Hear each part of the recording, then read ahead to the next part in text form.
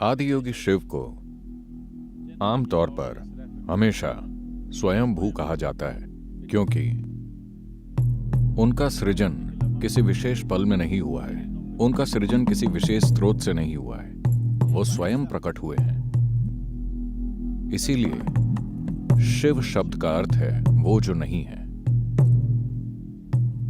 जो नहीं है वो एक विशेष समय पर घटित नहीं होता, वो किसी चीज के जरिए घटित नहीं होता, वो बस मौजूद होता है। इसीलिए शिव थे। सृष्टा ब्रह्मा आए और उन्होंने सृजन शुरू किया, तो अनेक आकाश गंगाएं, ग्रह, जीव, इंसान, ये सभी उनसे निकले। सृष्टि का चक्र शुरू हो गया और शिव जो स्थिर बैठे थे ने अपनी आंखें खोली और सृष्टि को देखने लगे।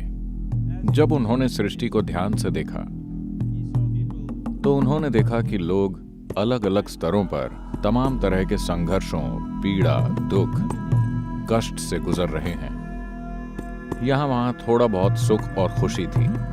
तो जब उन्होंने ये देखा, उन्हें सृष्टि अच्छी नहीं लगी। उन्होंने चारों ओर देखा, फिर उन्होंने देखा कि ब्रह्मा को अपनी सृष्टि पर बहुत गर्व है। वो बहुत ही गर्व और खुशी से अपनी सृष्टि को देख रहे थे। फिर उन्हें लगा कि दो आंखें पर्याप्त नहीं हैं, इसलिए उन्होंने इस ओर देखने के लिए एक और सिर पैदा किया। वो किसी चीज से चूकना नहीं चाहते थे। फिर उन्होंने एक और सिर पैदा किया, फिर एक और, फिर उन्होंने एक पांचवा सिर पैदा किया जो उनके गर्व के लिए एक ताज की तरह था। किसी खास चीज को देखने के लिए नहीं, बस एक और सिर को ताज की तरह पहनने के लिए। When Shiva saw that this Brahma is so gloating, जब शिव ने देखा कि ब्रह्मा ऐसी दुख भरी सृष्टि को देखकर इतने खुश हो रहे हैं, तो उन्हें बहुत गुस्सा आया। वो ब्रह्मा पर झपटे और उनका पांचवा सिर उखाड़ दिया। अब उनके पास सिर्फ चार हैं। ब्रह्मा पीड़ा से कराते हुए बोले, आप मेरे साथ ऐसा क्यों कर रहे हैं? तो शिव ने कहा, क्या आप अपनी बनाई सृष्टि को लेकर शर्मिंदा नहीं हैं? हर कोई दुखी है।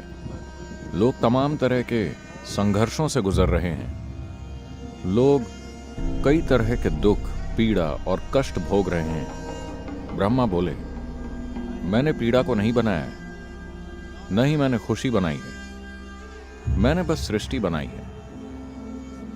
ये उनके ऊपर है कि वो इससे कैसे गुजरते हैं, ये उनके मन में है। फिर शिव ने कहा, मन को किसने बनाया? वो भी आपने बनाया है।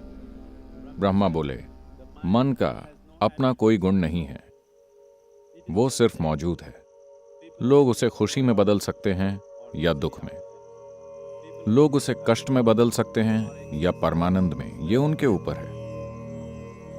फिर शिव बैठकर बहुत ध्यान से सृष्टि को देखने लगे। उन्होंने हर जीव को ध्यानपूर्वक देखा और फिर अपने मन को जानना चाहा। इसलिए उन्होंने अपनी आंखें बंद कर ली और अपनी ही सृष्टि, अपने मन की प्रकृति को देखने लगे। और जब उन्हें आत्मज्ञान हुआ, जब उनका आत्मज्ञान एक विशेष संपूर्णता पर पहुंचा कि वास्तव में सृष्टि गुणहीन है, हर व्यक्ति जो चाहे वो बन सकता है, मन गुणहीन है। जब उन्होंने ये ज्ञान पा लिया तो वो इतने आनंद विभोर हो गए, इतने आनंद विभोर कि वो उछलने और नाचने लगे। he danced wildly out of his joy and ecstasy. वो खुशी और परमानंद से मदहोश होकर नाचने लगे। जब वो बेतहाशा पूरी भागीदारी के साथ नाच रहे थे, जब उनके शरीर की हर कोशिका अपने आप में एक नृत्य बन गई थी, तो अचानक उन्हें एहसास हुआ कि ये नृत्य भी जरूरी नहीं है। और उन्होंने ध्यान दिया कि उनके नृत्य के चरम पर पूर्ण स्थिरता थी। तो वो एक सन्यासी की तरह शांत और बिल्कुल स्थिर होकर बैठ गए। कहते हैं कि वो स्थिरता इसी दिन घटित हुई। महाशिवरात्रि की रात को ऐसा हुआ था। परमानंद की तीव्रता से संपूर्ण विनाश और स्थिरता उन्होंने बारी बारी से ये दोनों चीजें की। आप इसी कल्पना चित्र को देखते हैं, कभी वो नृत्य करते हुए और उल्लासमय होते हैं, कभी बिल्कुल स्थिर जैसे किसी चीज का अस्तित्व ही नहीं है। जब हम शिव को विनाशकर्ता कहते हैं तो इसका मतलब दुनिया का विनाश नहीं है, इसका मतलब आपकी दुनिया का विनाश है।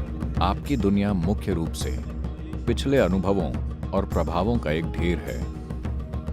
अतीत सिर्फ आपकी विचार प्रक्रिया से होकर वर्तमान में घुस रहा है और वो आपकी इच्छा प्रक्रिया के जरिए खुद को भविष्य में पेश कर रहा है। जिसे आप अपनी इच्छा कहते हैं वो मूल रूप से अतीत का एक बढ़ाया चढ़ाया गया रूप है। इसलिए अतीत का विनाश जरूरी है, क्योंकि अगर आप सृष्टि की भव्यता को जानना चाहते हैं तो वो सिर्फ वर्तमान में मौजूद पल से ही संभव है, जो अभी यहां है। एकमात्र रास्ता यही है। पूर्ण स्थिरता में अतीत का अस्तित्व नहीं होता, पूर्ण गति में भी अतीत का अस्तित्व नहीं होता। ये दो मूल मार्ग हैं जिन्हें शिव ने खोजा ताकि आप सृष्टि और सृष्टि के स्रोत तक पहुंच सकें।